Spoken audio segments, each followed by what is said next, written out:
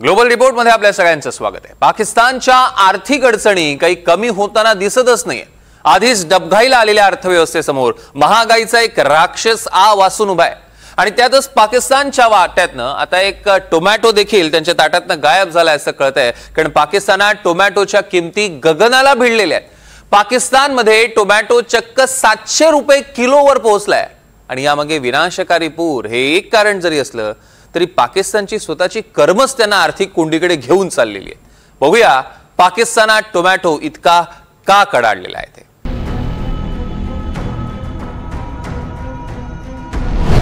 पाकिस्तानात tomato कडाडला। 1 kilo tomato 700 रुपयांवर। अफगाणिस्तानशी पंगा, पाकिस्तानला धडा। पाकिस्तानच्या ताटातून टोमॅटो गायब झालाय। पाकिस्तानात अलीकडे 100 रुपये किलोने मिळणारे टोमॅटो आता थेट 700 रुपये किलोवर गेले। आधीच आर्थिक संकटात सापडलेल्या पाकिस्तानमध्ये टोमॅटोनं महागाईचा रेकॉर्ड ब्रेक केलाय। लाहोर, कराची सारख्या मोठ्या शहरांमध्ये टोमॅटोच्या किमती सोन्याच्या किमतींशी स्पर्धा करतायत की काय अशी परिस्थिती निर्माण झाली आहे। पाकिस्तानी मीडियानं दिलेल्या माहितीनुसार झेलममध्ये टोमॅटोच्या दरांनी उच्चांक गाठलाय। 100 वरून थेट 700 रुपये किलोवर टोमॅटो पोहोचलाय। गुजरावाला शहरात टोमॅटो 575 रुपये किलो दरानं विकला जातोय। फैसलाबादमध्ये टोमॅटो 160 रुपये किलोवरून 500 रुपयांवर पोहोचलाय। लाहोरमध्ये आधी 175 रुपये किलोनं विकला जाणारा टोमॅटो आता 400 रुपयांवर गेलाय। मुलतानमध्ये टोमॅटो सरकारी दरानुसार 170 रुपये प्रति किलो असायला हवा होता, प्रत्यक्षात दर आहे 450 रुपये किलो। हे दर पाकिस्तानी रुपयांप्रमाणे आहेत, तरी भारतीय रुपयांमध्ये बोलायचं झालं तर हे दर 200 ते 250 रुपये किलोप्रमाणे आहेत। दरम्यान अस्मानी संकटाबरोबरच पाकिस्तानचं परराष्ट्र धोरणही या महागाईला कारणीभूत ठरतंय। यंदा पाकिस्तानात अभूतपूर्व पूर आला। पाकिस्तानच्या पंजाब प्रांतासह बाल्टिस्तान सारख्या ठिकाणी पुरानं थैमान घातलं।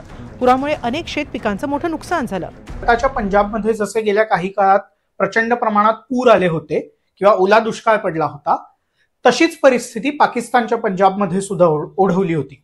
त्याच्यामुळे टोमॅटोच्या आणि इतर पिकांच्या उत्पादनावर सुद्धा याचे बरेचसे परिणाम झाले।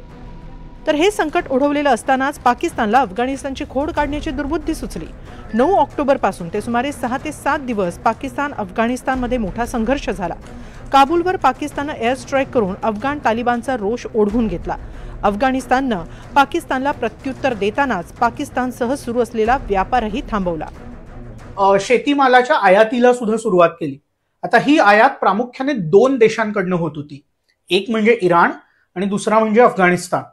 पण आपण गेल्या काही आठवड्यातल्या काही बातम्या पाहिल्या तर आपल्याला असं जाणवेल की अफगाणिस्तान आणि पाकिस्तान यांचं सीमारेषेवरनं जवळपास युद्ध सुरू झालं आणि हे युद्ध सुरू झाल्यानंतर पाकिस्तानने अफगाणिस्तान सोबत असलेला त्यांचा व्यापार आणि सामानाची किंवा मालाची आयात निर्यात ही जवळपास पूर्णपणे बंद केली। त्याच्यामुळे फक्त इराणवर पाकिस्तानचं अवलंबित्व वाढलं। त्याच वेळेला लोकल बाजारपेठ किंवा लोकल शेतजमिनी ज्या होत्या किंवा शेती जी आहे ती सुद्धा बऱ्याच प्रमाणात नष्ट झालेली आपल्याला दिसली। तर सामान्य पाकिस्तानी नागरिक या महागाईनं पुरते हैराण झाले। मेरी शादी अभी तैयार है, मैं इधर टमाटर लेने आया तो टमाटर का रेट आसमानों पर जा रहा था ना। अबू ने कहा बस शादी रोकते हैं, बस छोड़ दो टमाटर को। खामड़ नहीं टमाटर है 250 रुपए किलो घिंटे पे टमाटर। मंडी के हालात इंतहाई बुरे हैं, ठीक है ना। कमीशन एजेंट है, कमीशनें कमा रहे हैं, पैसा कमा लगे, मंडी पर 1 रुपया नहीं लगाते। इस मुल्क में कौन सी चीज सस्ती है? हर जगह महंगाई है, हर जगह मसले मसाइल है, आवाम को कोई ख्याल नहीं है। आज लिए 380 रुपए का किलो और इससे पहले एक जुमा ये 80 रुपए किलो था। एकूणच पाकिस्तानची अर्थव्यवस्था अत्यंत नाजूक स्थितीत आहे।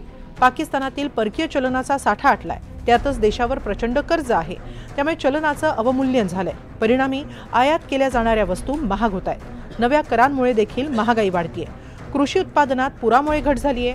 हे कमी की काय तर पाकिस्तानी सरकारचा खर्चही वाढलाय। याचा फटका सर्वसामान्य पाकिस्तानी नागरिकांना बसतोय। त्यामुळे पाकिस्तानमध्ये टोमॅटोचा लाल राग चांगलाच भडकलाय।